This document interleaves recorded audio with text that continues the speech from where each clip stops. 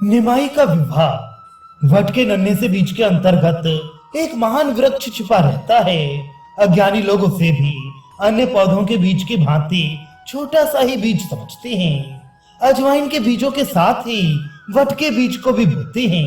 पहले पहल दोनों का अंकुर एक सा ही निकलता है, किंतु आगे चल के अजवाइन का वृक्ष तो थोड़ा ही बढ़कर साल 6 महीनों में ही सूख जाता है, किंतु वट वृक्ष निरंतर बढ़ता ही रहता है और कालांतर में जाकर वह एक महान विशाल वृक्ष बन जाता है, जिसकी छाया में बैठकर असंख्य पसीने से भीगे हुए प्राणी शीतलता का सुखास्वादन करते हैं। उसकी पूर्ण आयु का अनुमान भी नहीं किया जाता है, वह शाश्वत वृक्ष बन जाता है।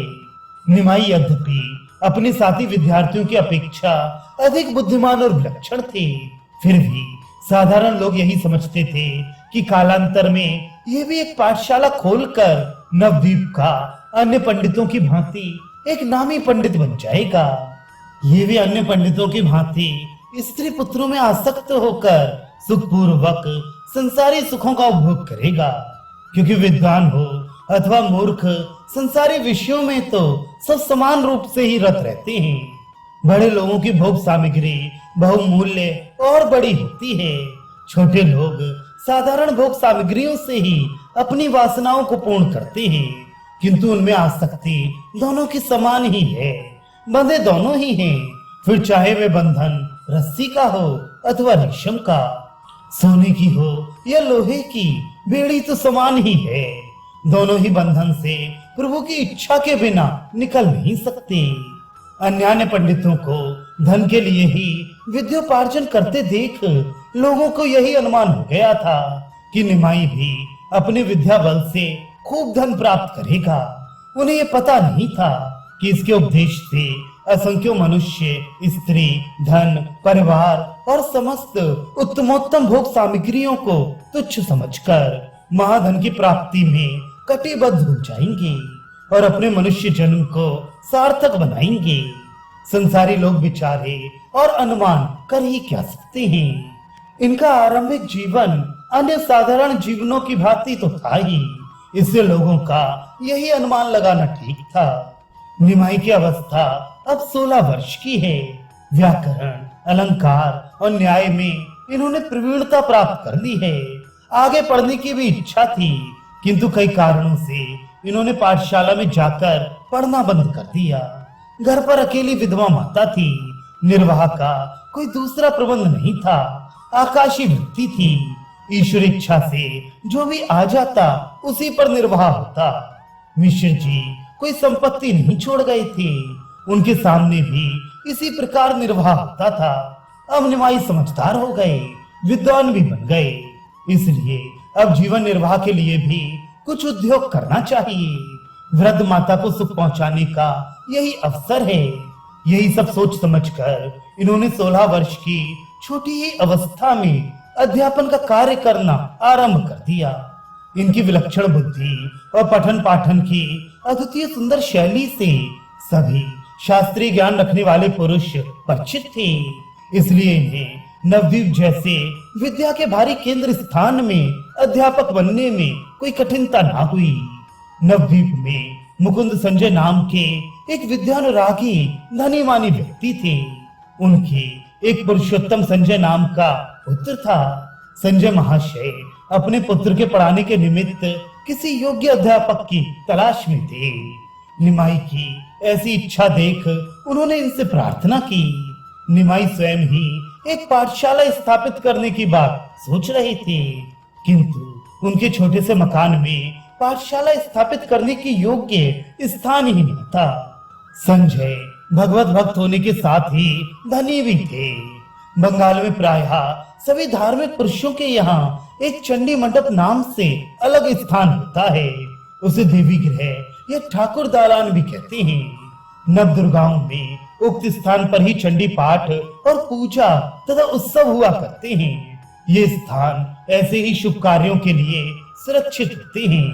योग्य और विद्वान अतिथि के आने पर इसी स्थान में उनका आतिथ्य आदि भी किया जाता है। अपनी शक्ति के अनुसार धनिकों का चंडी मंडप विस्तृत, सुंदर और अधिक कीमती होता है। संजय महाशय का चंडी मंडप खूब बड़ा था। निमाई पंडित ने उसी मंडप में अपनी पाठशाला स्थापित की। इधर उधर से बहुत से छात्र इनका नाम सुनकर पढ़ने आने लगे। पुत्र के साथ संजय भी निमाई से विद्या अध्ययन करने लगे।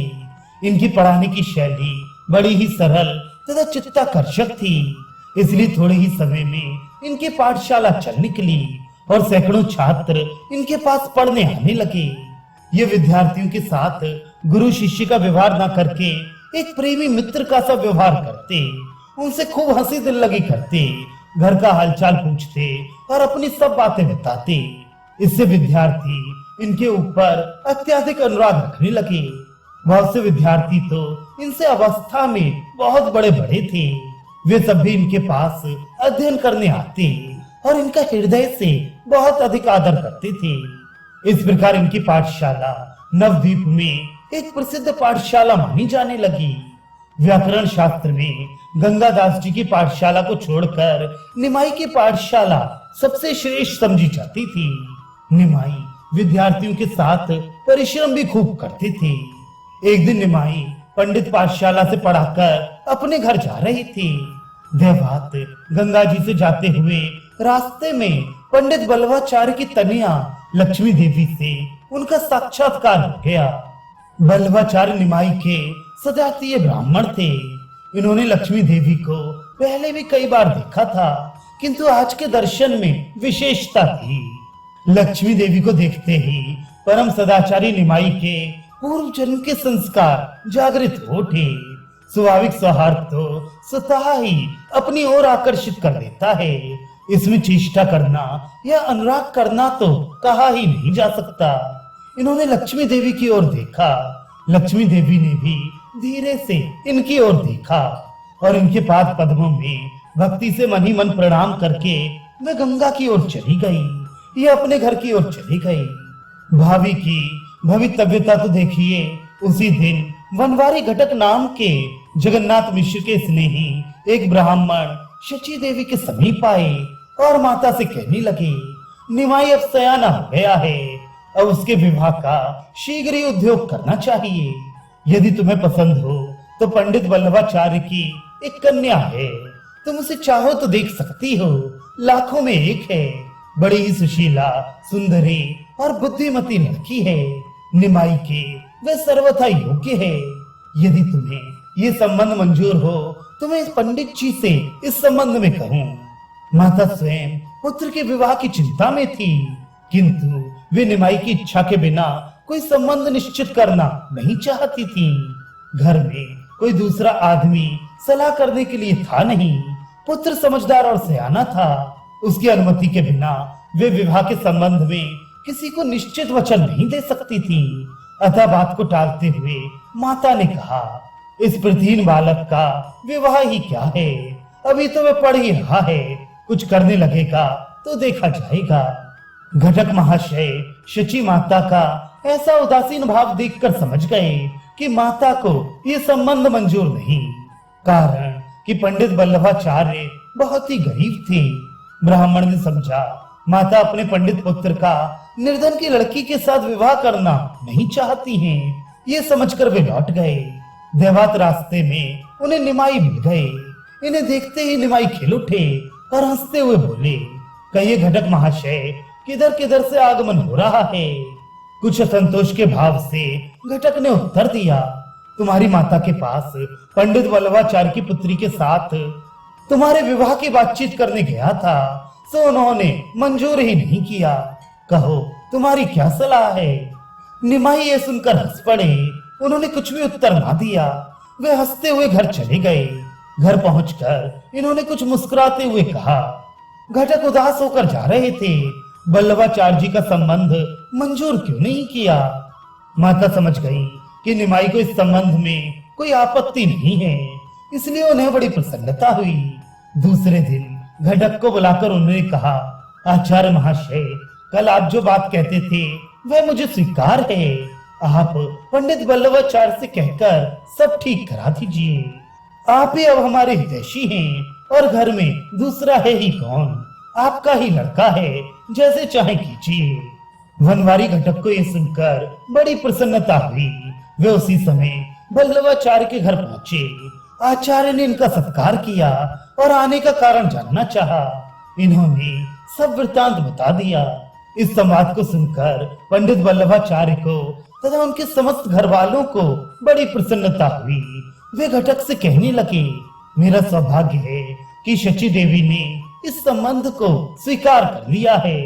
निमाई पंडित जैसे विद्वान को अपना जामाता बनाने में मैं अपना अहोभाग्य समझता हूँ। लड़की के पूर्व जन्म के शुभ संस्कारों के उदय होने पर ही ऐसा वर मिल सकता है।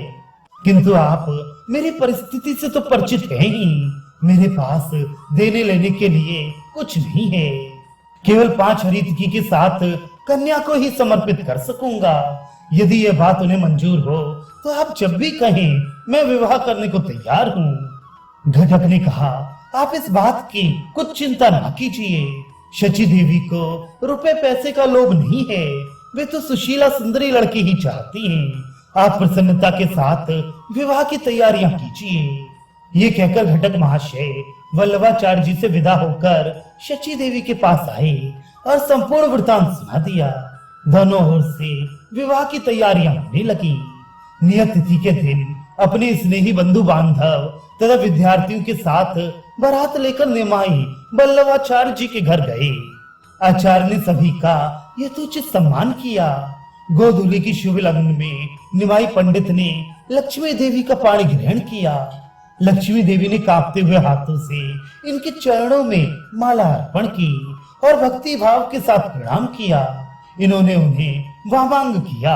हवन, प्रदक्षिणा, कन्यादान आदि सभी वैदिक कृत्य होने पर विवाह का कार्य सकुशल समाप्त हुआ। दूसरे दिन आचार्य से विदा होकर लक्ष्मी देवी के साथ पालकी में चढ़कर निमाई घर आए। माता ने सती स्त्रियों के साथ पुत्र और पुत्रवधू का स्वागत किया। ब्राह्मणों को तथा अन्य आश्रित जनों को यथा योग्य द्रव्य दान किया। लक्ष्मी देवी का रंग रूप निमाई के अनुरूप ही था। इस जुगल जोड़ी को देखकर पास पड़ोस की स्त्रियां परम प्रसन्न हुईं। कोई तो इन्हें रति कामदेव की उपमा देने लगी, कोई शची पुरंदर कहकर परिहास करने लगी, कोई गौर लक्ष्मी कहकर निमाई की ओर हंसने लगी। सुंदरी पुत्रवधू के साथ पुत्र को देखकर माता को जो आनंद प्राप्त हुआ उसका वर्णन करना इस लोहे की लेखनी के बाहर की बात है।